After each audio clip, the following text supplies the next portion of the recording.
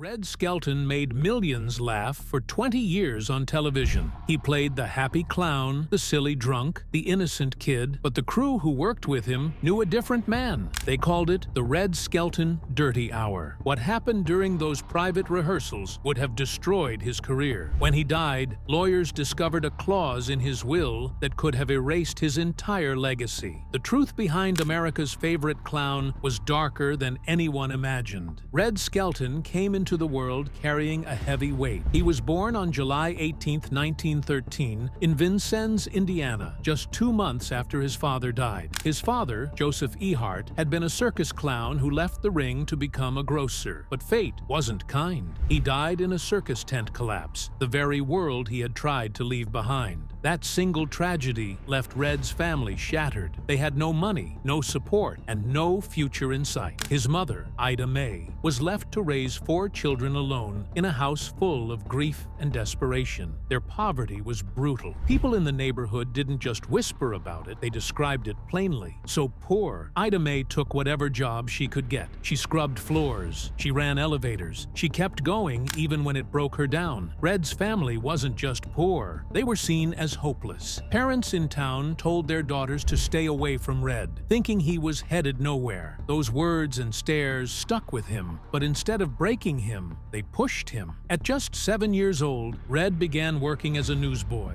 He stood on the streets of Vincennes shouting headlines, not because he liked it, but because his family needed the money. Every coin helped. He watched people, read their faces, and figured out how to make them smile. That job taught him more than school ever could. He didn't just sell papers. He learned how to perform. He found out that laughter got attention. That lesson would never leave him. Then, at age 10, something unbelievable happened. He was outside the Pantheon Theater selling newspapers when a famous comedian, Ed Wynn, spotted him. Wynn bought every paper Red had and took him inside. He didn't just hand him a few dollars. He opened a new world. Wynn showed Red what show business looked like backstage. It was fast, bright, exciting. And just like that, a door cracked open for a poor boy with no father and no future. That one moment gave Red the dream. He chased it hard. Right after meeting Wynn, Red quit school. He didn't ease into showbiz. He jumped headfirst into it, joining Doc Lewis's patent medicine show at 10 years old. They weren't glamorous shows. They were part sales pitch, part traveling circus. Red rode across Indiana, Arkansas, Illinois, and Missouri, helping sell fake cures while making people laugh. He was a child, but he didn't act like one. He worked like a grown man, night after night, learning what it meant to be a performer. His mother once said, Red didn't run away from home. His destiny caught up with him. By the time he turned 14, Red stepped into the world of traveling theater. He joined the John Lawrence Stock Company and was cast in serious plays under tents. He made $15 a week, which felt like a fortune, but something didn't fit. Red tried hard to be serious, but every time he delivered a dramatic line, the audience laughed. He was supposed to make them cry. Instead, they found him funny. The company saw it too, and they decided to dump him. They left him in a cheap hotel by the Missouri River, unpaid and alone. That could have been the end, but it wasn't. Red didn't give up. A few days later, he found the Cotton Blossom, a stern-wheel showboat. It was drifting down the river, still clinging to the old days of river entertainment. Red talked his way in. On that boat, he did it all. Danced, sang, joked, even wore blackface like other performers of that time. Every night brought a new challenge. Every crowd had to be won over. He learned to shift fast, work hard, and never let a quiet audience stay quiet for long. That boat saved him. It also trained him better than any school ever could. At 15, Red was no longer a beginner. He was a working vaudeville performer. He'd done medicine shows, showboats, burlesque circuits, blackface minstrel acts, and even joined the circus. He followed in his father's footsteps as a clown, but he went even further. Some nights, he emceed Depression-era dance marathons where couples danced until they collapsed for cash. He never stayed still. He did whatever it took to keep moving and keep working.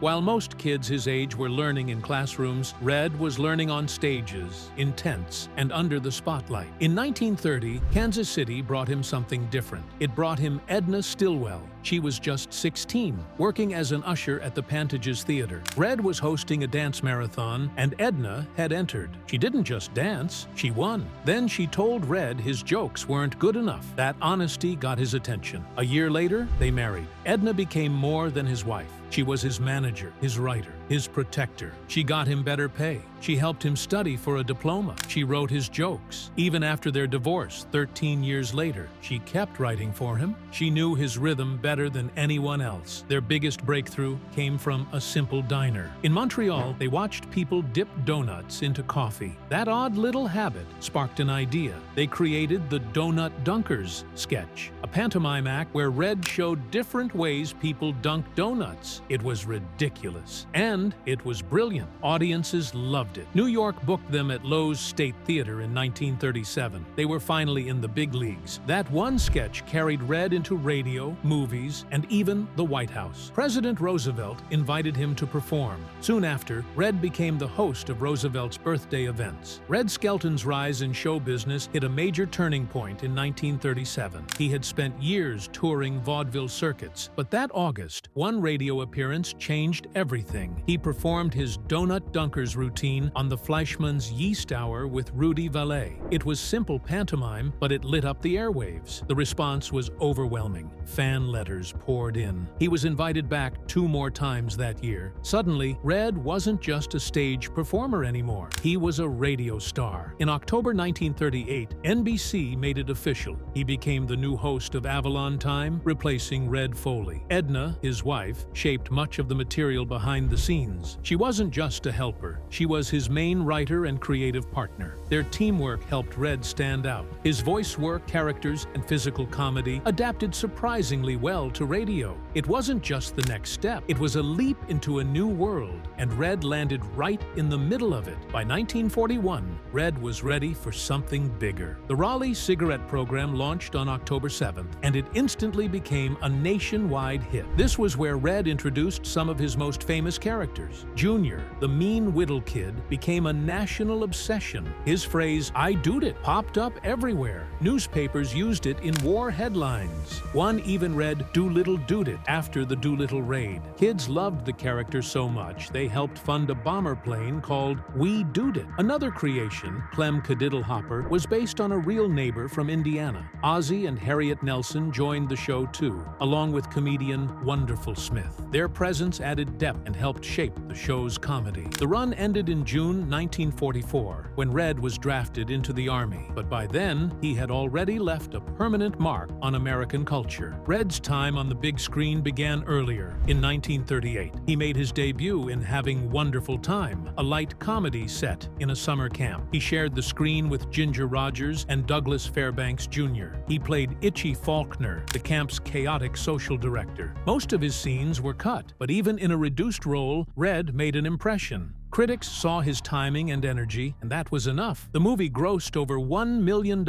earning a profit above its $966,000 budget. It wasn't a blockbuster, but it opened doors. His signature routines, like the donut dunking bit, were getting noticed in Hollywood too. From that point on, Red became a fixture at MGM. Between 1938 and 1951, he appeared in over 30 films. Ship Ahoy in 1941 placed him alongside Eleanor Powell and Bert Lahr. Then came Bathing Beauty in 1944, originally written for Red, but remembered for making Esther Williams a star. In 1948, he starred in The Fuller Brush Man, where he played a door-to-door salesman caught up in a murder plot. Bathing Beauty was especially iconic, with its vibrant Technicolor scenes and elaborate swimming sequences choreographed by Busby Berkeley. Red's characters blended comedy with emotion, and audiences loved it. His style was different, warm, silly, and full of heart. That made him one of MGM's most reliable comedy stars through the 1940s. The same year the Raleigh cigarette program began, Red also starred in Whistling in the Dark. It was a big year. He was voted the top new radio star of 1941. That was no small feat. He was up against legends like Jack Benny and Fred Allen. What made Red different was his clean humor. It worked for every age group. No dirty jokes, no politics, just funny, strange characters you could laugh at with your kids kids or your parents. That's why he stood out. That's why he stayed. Everything changed again in March 1944. Red was drafted into the Army. At the time, he was at the top of his radio career. The Raleigh cigarette program was airing every Tuesday night at 10:30. It was one of the highest-rated shows in the country. His sponsors didn't want to lose him. Neither did MGM. They tried to get him a deferment. It didn't work. His final show aired June 6, 1944. The very next day, he became Private Skelton. The adventures of Ozzie and Harriet took over his time slot. Just like that, one of America's favorite voices disappeared from the airwaves. The war made no exceptions. Red didn't get special treatment. He trained like any other soldier. But there was a twist. He was constantly being asked to perform. Between drills, he did comedy shows. A lot of them. 12 in a day sometimes. It wore him down fast. In his diary, he described feeling faint during one of the performances. He forgot parts of his act. He covered it up, but the signs were there. In April 1945, he was sent to Italy. That month alone, he did 41 shows in 6 days. Soldiers loved him. Chaplains said he lifted spirits, but Red was running on fumes. His body and mind were giving out. Then came the collapse. He broke down in Naples. They rushed him home and admitted him to a military hospital. He stayed there for 3 months. The public never really heard what happened. The newspapers gave it a soft touch. But inside, Red was shaken. He developed a stutter. He was no longer the man who bounced between characters with ease. One day in the hospital, he noticed a fellow soldier who wouldn't talk. Red tried making him laugh. That small moment helped him start healing. But the scars didn't disappear. In September 1945, he was officially discharged. He joked later that he was the only celebrity who went in and came out a private. But it wasn't just a joke. Red didn't take the easy path. He didn't ask for a desk job or a Hollywood unit. He took the hard road, and it changed him. The breakdown left lasting effects. The stutter lingered. So did the pain. His discharge papers were signed on September 24th. The war chapter was over, but something inside him had shifted for good. Still, Red didn't waste time. By December 4th, 1945, just 10 weeks after leaving the Army, he was back on air. The Raleigh cigarette program returned, and fans were thrilled. But those closest to him noticed the difference. Red was still funny, still sharp, but now there was something darker beneath the surface. He laughed less off stage. He withdrew more often. His new characters had a deeper edge. They reflected someone who had been through something. When Red Skelton's show first aired on NBC on September 30th, 1951, it didn't just fill another time slot, it exploded onto television screens. Red was already a star on radio and in film, and millions were eager to see how he would perform on TV.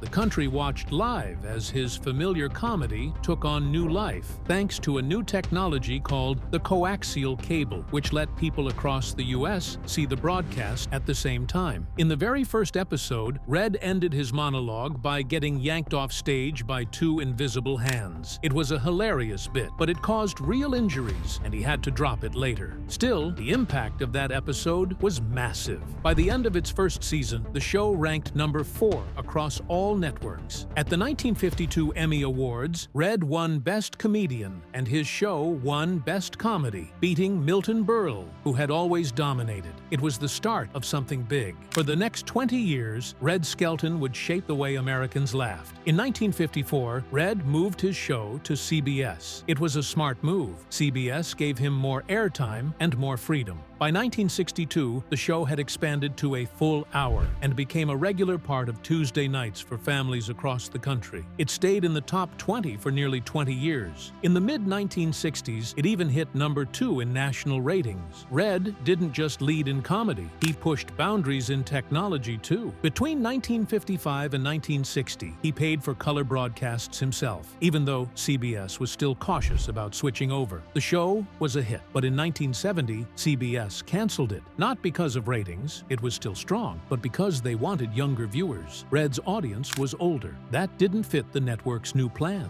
The cancellation came as a shock, both to fans and people in the industry. It was a cold reminder that even legends can be swept aside. One of Red's most loved characters came early in the TV run. In 1952, he introduced Freddy the Freeloader. Freddy was a silent clown who lived in a shack, always smiling despite having almost nothing. terrifying. He was based on Red's memories of his father, who had been a circus clown before he died. Red poured his heart into Freddy. It wasn't just a character, it was part of who he was. Freddy never complained. He believed something good was coming, even when things looked bleak. Red once said Freddy was the purest of all his creations. The sketches where Freddy didn't speak, called the silent spot, became a staple of the show. Red used his face, his hands, and his movements to tell full stories without a word. Freddy later got his own HBO special in 1981, years after Red's main show ended. It proved that the character still lived in people's hearts. Through Freddy, Red gave audiences more than laughter. He gave them hope. But behind the scenes, Red's life took a devastating turn. On May 10, 1958, his son Richard died of leukemia just 10 days before his 10th birthday. It shattered the Skelton family. Richard didn't even know how sick he was. Red and Georgia tried to protect him from the truth, but his little body couldn't take the endless transfusions. In his final hours, with an IV in his leg and bruises covering him, Richard asked his father for one last favor. He said, "Daddy, will you get Mama that red blanket for Mother's Day?" It wasn't for him, it was for his mother. Those were some of his last words before falling into a coma. At 8:36 p.m., he died. Red and Georgia stayed by his side in the hospital room for over an hour, surrounded by his toys and the stuffed dog he'd loved since he was 6. Georgia later said she had held back her tears until then. Richard had asked her not to cry when she visited. That night, she finally let it out. On Richard's last full day, Red brought a Sears catalog to the hospital. He told Richard to pick anything he wanted for his birthday. The boy chose camping gear, a tent, and that red blanket. But the blanket wasn't for him. It was for his mother. He also said he didn't want a big party, just a cookout with a few friends. Even as he was dying, he thought of others. That red blanket became a symbol of his love. It stayed with Georgia for the rest of her life. The moment revealed everything about who Richard was and what he meant to his parents. After Richard's death, Red couldn't bear to touch his room. He left it exactly the same. The toys stayed. The packed bag stayed. He often sat in there alone, quietly falling into depression. The grief didn't stay private forever. It started showing up in his work and his marriage. Red and Georgia grew apart. They had held each other together for Richard's sake. Once he was gone, the sorrow drove a wedge between them. Eventually, their marriage ended. Red's comedy began to shift. He still performed, but the sadness in his eyes was hard to miss. The room became a shrine. It held all the memories he couldn't speak about. It was a place where the clown could cry. Most fans never knew that Red was also a serious painter. He started at age 5, traveling with his mother during her circus work. The circus became his world after his father, a clown, died before Red was born. Red painted clowns, some cheerful, some lonely. These were not random pieces. They were connected to the characters he had played, including Freddy. By the 1980s, his paintings were selling for over $80,000 each. His lithographs made millions annually. Some art experts believe he made more from painting than from television. His work ended up in private collections around the world. It was a second career that barely anyone saw coming, but it had always been there, just beneath the surface. Red had another secret. He never drank, yet he was famous for playing drunks on stage. His Guzzler's Gin sketch helped launch his TV career. Viewers were convinced he had first-hand experience with alcohol. He didn't. In fact, he was allergic to it. He couldn't even sip it, but that didn't stop him from perfecting the act. He learned by watching real drunks in the streets during his early years in vaudeville. He copied their slurred words, shaky steps, and unpredictable moves with astonishing accuracy. It was all performance, none of it real. His act fooled millions, and it proved just how deep his talent ran. That image of the wholesome clown didn't always match the man backstage. During rehearsals with Martha Ray and other friends, Red often unleashed dirty jokes and wild sarcasm. These private sessions became legendary among the crew. Some called it the Red Skelton Dirty Hour. Red riffed on every topic, even the ones he'd never touch on air. His third wife, Lothian, once said Red had a place in his mind just for jokes that people weren't supposed to understand.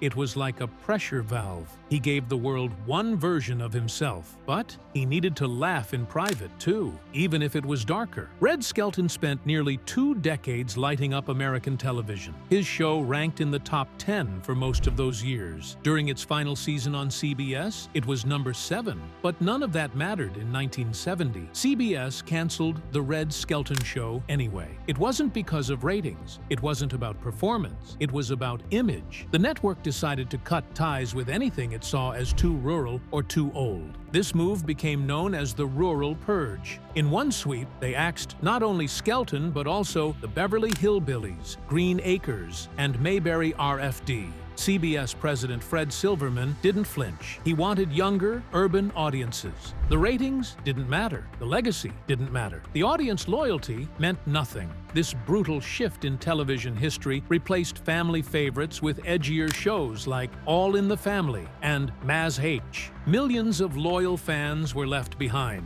Red Skelton was one of them. He wasn't just disappointed. He was crushed. He had been performing in Las Vegas when he heard the news. He said, "My heart has been broken." For 17 out of his 20 years on television, his show had ranked in the top 10. But CBS didn't care. They looked at numbers on a demographic sheet, not decades of service. His wife Lothian said Red never truly healed from that betrayal. He felt tossed aside by an industry he helped build. Even after the cancellation, he kept performing. He did up to 70 live shows a year, but the pain of being discarded never left. He told Lothian, "I'm mad that they didn't understand that I still had something to give." NBC tried to bring him back for one more season in 1970, but they changed everything. The show was cut from 1 hour to 30 minutes. It moved from Tuesday nights to Mondays. The set turned cold and dark. They added a cast of young actors that disrupted the flow. Viewers could feel the difference. What once felt natural now seemed forced. The ratings plummeted. It didn't even break the top 30. By spring 1971, NBC canceled the show. Red Skelton's era on weekly television came to an end. It wasn't just the show that failed, it was the bond he'd built with the audience that couldn't be recreated. Even as the comedy world changed, Red held his ground. He never gave in to vulgarity. He refused to add shock or swearing to his act. He said, "I'm not going to have my audience and their mothers, fathers, children, and grandchildren hear me recite what they can read on bathroom walls."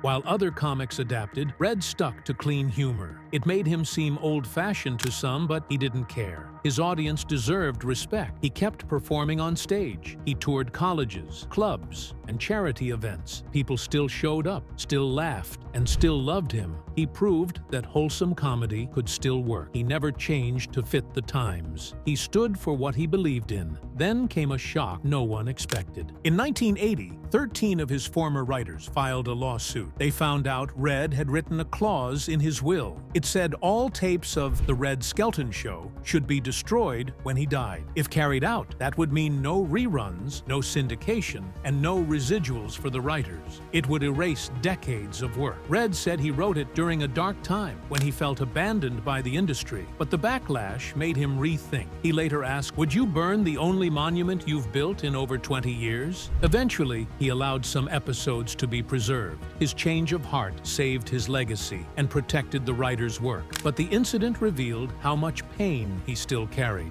Red Skelton's personal life was just as filled with heartache. On May 10, 1976, his ex-wife, Georgia Davis, took her own life. She used a gun. She did it in the backyard of her home in Rancho Mirage, California. The date was not a coincidence. It was the anniversary of their son, Richard's death. Richard had died of leukemia in 1958 at just 10 years old. Georgia never got over it. She battled alcoholism and depression. Their marriage didn't survive. They divorced in 1971. 10 years earlier, in 1966, she had been shot in the chest with a .38 in Las Vegas. That, too, was surrounded by mystery. After her death, Red stopped performing for more than a decade. He withdrew from the spotlight. The grief consumed him. In 1973, Red married again. His new wife, Lothian Toland, was the daughter of legendary cinematographer Greg Toland. Red was 60. She was 36. They moved to a quiet ranch in Anza, California. They raised horses and tended to bonsai trees. They avoided Hollywood. They avoided the noise. Lothian became his source of peace. Red wrote her letters every day. She kept them, finding some only after he passed. She stayed out of the public eye, but she took on the role of preserving his memory. She made sure Red's work wouldn't be forgotten. Even without television, Red never stopped entertaining. He performed around 70 shows every year. Carnegie Hall, college auditoriums, casinos. He went wherever people would laugh. He also started painting. He focused on clowns. Collectors loved them. Some paintings sold for over $80,000. He earned up to $2.5 million a year from his art. But behind the scenes, the sadness never left. The grief never faded. He poured it into his work. Every smile he gave the audience was earned through personal sorrow. Red Skelton died on September 17, 1997. He was 84. The cause was pneumonia. He died at Eisenhower Medical Center in Rancho Mirage. His final years were quiet, but not idle. He painted, he performed, he worked, but he never fully recovered from losing his son or Georgia. Friends said he never got his full joy back. His clown paintings, often bright on the outside, carried something darker underneath. They were portraits of a man who lived to make others laugh while privately mourning. In 2013, Red's hometown of Vincennes, Indiana, opened the Red Skelton Museum of American Comedy. The date, July 18th, would have been his 100th birthday. It sits on the campus of Vincennes University. It's more than a museum. It holds his scripts, costumes, rare footage, over 200 paintings, and even personal items donated by Lothian. The museum also hosts events like the America's Clown Award and the Laughter Film Festival. The Red Skelton Research Archive now belongs to the Indiana Historical Society. It includes thousands of scripts, photographs, and musical scores. All of it works together to keep Red's memory alive. Red created characters people still remember. Clem Cadiddlehopper, Freddy the Freeloader, the mean Whittle Kid. These weren't just gags. They had heart. They had life. His characters became part of American culture. His style shaped comedy. Robin Williams, Jim Carrey, and others looked to him as a guide. The Red Skelton Show ran for 20 years. It won multiple Emmys. It became a fixture in homes across the country. Even now, his work continues to echo through entertainment. His laughter remains. His legacy lives.